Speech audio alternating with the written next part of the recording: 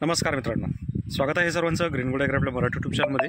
तर मित्रांनो, आज आपण मिरची पिकावरील जो काही कोकडा बोकडा येतोय तर याचीच माहिती आजच्या या व्हिडिओमध्ये आपण पाहणार आहोत। तर जे शेतकरी आपल्या ग्रीनवूड ॲग्रो चॅनलवर पहिल्यांदा आले असतील त्यांनी चॅनलला सबस्क्राईब करा, सोबत नोटिफिकेशन बेलला ऑन करा, म्हणजे आलेल्या व्हिडिओचं नोटिफिकेशन तुम्हाला मिळेल। तर मित्रांनो, मी तुम्हाला मुद्दामूनच हा प्लॉट याच्यासाठी दाखवतोय की आपल्याला जेव्हा कधी आपल्या मिरची पिकावर कोकडा बोकडा आलेला दिसतो किंवा कोकडा बाधित पानं झालेली असतात, अशा वेळेसच आपल्याला प्रॉपर ट्रीटमेंट करणं गरजेचं आहे। आणि आता तुम्ही पाहू शकताय की सध्याच्या परिस्थितीत अशी परिस्थिती जी आहे ही जास्त प्लॉटमध्ये आपल्याला पाहायला मिळते।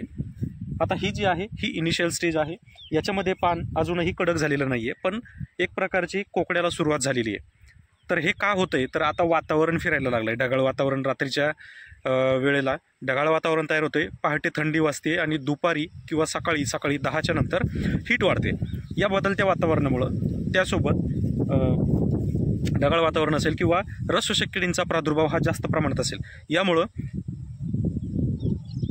कोकडा बोकडा जो आहे हा आपल्याला आपल्या मिरची पिकावर पाहायला मिळतो। मग याच्यावर नक्की फवारणी काय करावी, तर याच्यामध्ये मी तुम्हाला प्रॉपर कॉम्बिनेशन करून सांगणार आहे आणि हेच जर तुम्ही फॉलो केलं तर तुम्हाला फ्रेश तुमची मिरची पाहायला मिळेल। आता शेतकऱ्यांना जाणवू शकतं की यामध्ये जो बोकडा तुम्हाला दिसतोय हा जाणवू शकेल, पण तो तुम्ही क्युअर करू शकता आणि प्रॉपर त्याला थांबवू शकता। तर आता जी फवारणी मी तुम्हाला सांगणार आहे ही फवारणी मिश्र फवारणी असणार आहे। कोणतंही कॉम्बिनेशन किंवा कोणते खत मी तुम्हाला सांगणार नाही, याच्यामध्ये कॉम्बिनेशन हे तुम्हाला प्रॉपरली प्रिफर करणार आहे आणि यामुळे तुमच्या पिकावर चांगल्या प्रकारे रिझल्ट तुम्हाला पाहायला मिळेल, खर्च कमी होईल आणि परत तुम्हाला जास्त फवारणी करण्याची गरज पडणार नाही। तर फवारणी सांगण्या अगोदर काही गोष्टी मी तुम्हाला सांगणार आहे मित्रांनो, त्या तुम्ही मिरची शेतकरी असाल तर नक्कीच त्या फॉलो करायला अजिबात विसरू नका। कधीही तुमच्या पिकावर जर कोकडा बोकडा येत असेल तर 5 दिवस किंवा त्याच्यापेक्षा कमी कालावधीमध्ये आपल्या पिकावर कधीही फवारणी करू नका। तुम्ही जर हे शेड्यूल वापरत असाल तर तुमचं पीक जे आहे हे तुम्हाला कधीही कंट्रोलमध्ये दिसणार नाही, कारण काही रासायनिक घटक असे आहेत की ज्यांना रिझल्ट यायला कमीत कमी 5 दिवस लागतात। 5 दिवस, 6 दिवस, 7 दिवस, काही 3 दिवसामध्ये सुद्धा आपल्याला रिझल्ट देतात, तर काहींना जास्त काळ लागतो। आणि हे कंपन्या, कोणत्याही कंपन्या तुम्हाला सांगत नाहीत, उलट दुकानदार याच्यावर जास्त चालतात। म्हणून शक्यतो फवारणी करताना कमीत कमी 5 दिवसाचा गॅप झाडामध्ये द्या, म्हणजे स्प्रेमध्ये द्या।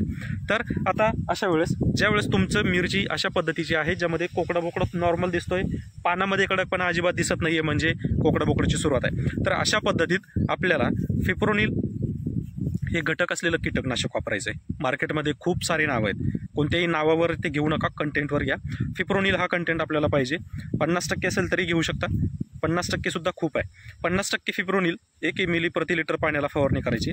याच्यासोबत तुम्ही सध्याच्या वातावरणामध्ये एकतर सिलिकॉन घेऊ शकता किंवा बायोविटा एक्स घेऊ शकता, सीवीड एक्स्ट्रॅक्ट, किंवा तुम्हाला जे मिळते ते सीवीड एक्स्ट्रॅक्ट तुम्ही घेऊ शकता। ही फवारणी केल्यानंतर आपल्याला साधारणतः 5व्या ते 6व्या दिवशी आपल्याला ताकंडीची फवारणी करायची आहे। ताकंडीची फवारणी केल्यानंतर तुम्हाला 3 ते 4 दिवसामध्येच, म्हणजे साधारणतः 8 दिवसामध्ये तुम्हाला हा जो कोकडा आहे हा 50% गेलेला पूर्णपणे दिसेल।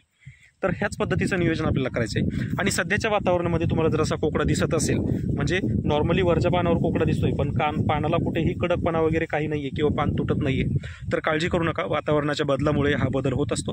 पण तरीसुद्धा त्याला कंट्रोल करण्यासाठी एक कीटकनाशक फवारणी घ्या। कीटकनाशक फवारणी करताना तुम्हाला जर कोकडा खूप आहे असं जाणवत नसेल तर अशा वेळेस ॲसिटामाप्रिड किंवा फिप्रोनिल किंवा मोनोक्रोटोफॉस हे जे कीटकनाशक आहेत हे तुम्ही वापरू शकता, किंवा ताकंडीसुद्धा वापरू शकता।